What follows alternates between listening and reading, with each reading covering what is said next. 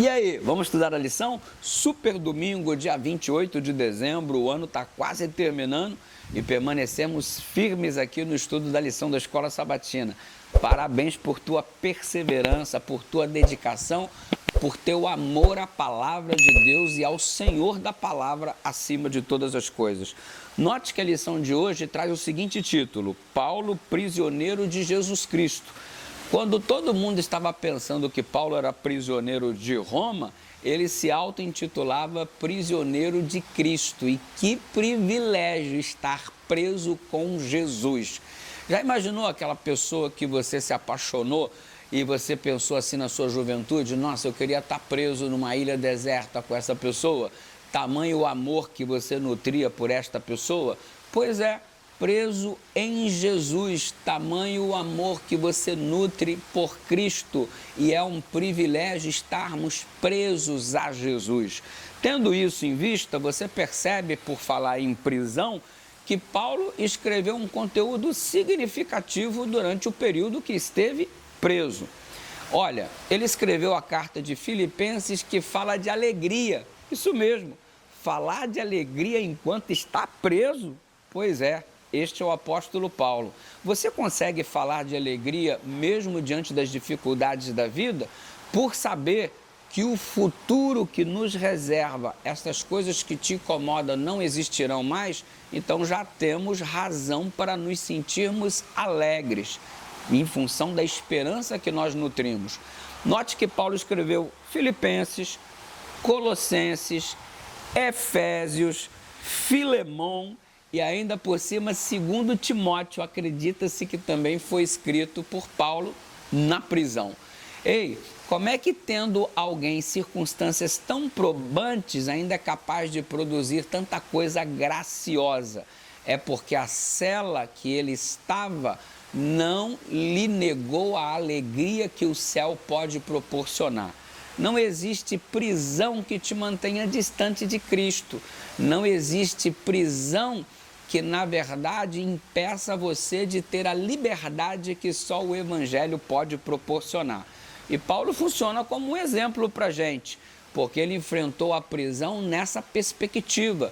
E se nós um dia formos parar na prisão por causa do Evangelho, conforme está profeticamente anunciado, teremos o mesmo posicionamento que Paulo, que Daniel, que José. É algo para pensarmos a partir de agora, hein? A alegria que não é roubada do coração do crente por circunstância alguma, porque a presença de Deus faz toda a diferença. É muito importante pensarmos no conteúdo deste assunto. E note que Paulo se via como prisioneiro de Cristo e não de Roma, e ele usou a prisão como pano de fundo para salvar pessoas. Basta você dar uma olhada em Efésios capítulo 3, verso 1 e Filemão também no capítulo 1. Você observa que ele mesmo se intitula em Efésios capítulo 6, verso 20, como embaixador em cadeias. É aquele que tinha o ministério das prisões, levava o conteúdo do Evangelho para que pessoas encarceradas pudessem entender o que era a liberdade em Cristo. Que coisa linda, né? E por que nós acreditamos que ele estava escrevendo a grande maioria destas cartas em Roma?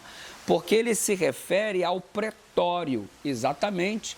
Ele faz a colocação em relação ao pretório, em primeiro lugar, mencionando este lugar, ou seja, poderia estar se referindo à residência oficial do governador da província romana, que normalmente era intitulada Pretório, e Paulo faz essa citação.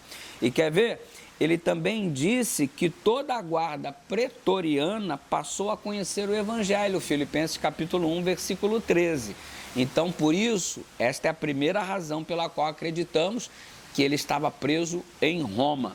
Quer ver um outro motivo? Segundo Paulo, ele enviou saudações dos crentes que estavam na casa de César. Filipenses capítulo 4, verso 22, indicando assim diretamente que ele estava preso em Roma. Mas a grande verdade é que não importa muito onde estava estabelecida a prisão. O que importa é o posicionamento de Paulo mesmo em meio à prisão. E sabe de uma coisa? Paulo enfrentou problemas, Daniel, José, Jó, todos os homens de Deus, nós de igual forma. Agora, uma pergunta precisa ser respondida. Os problemas roubarão a nossa alegria em sermos filhos de Deus, termos o nome escrito no livro da vida e sabermos que um dia, e o mais breve possível, este sofrimento se findará? Por acaso, temos mais motivos para nos alegrarmos ou para nos desesperarmos? Pense nisso. Eu acredito que temos mais motivos para nos alegrarmos. Vamos orar? Pai querido, obrigado porque há muito mais para agradecer do que pedir, há muito mais para nos alegrar do que nos entristecermos. E nós louvamos o teu nome por isso, em nome de Jesus.